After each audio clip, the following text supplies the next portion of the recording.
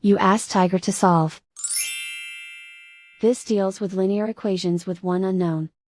The final result is g equals 9. Let's solve it step by step. Simplify the expression.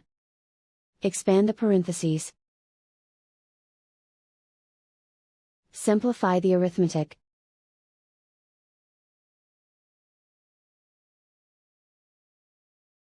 Group all g terms on the left side of the equation. Subtract 9g from both sides. Simplify the arithmetic. Group like terms. Simplify the arithmetic. Isolate the g. Divide both sides by -11. Cancel out the negatives. Simplify the fraction.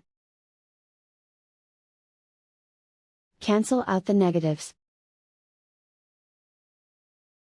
Find the greatest common factor of the numerator and denominator. Factor out and cancel the greatest common factor. And so the final result is g equals 9.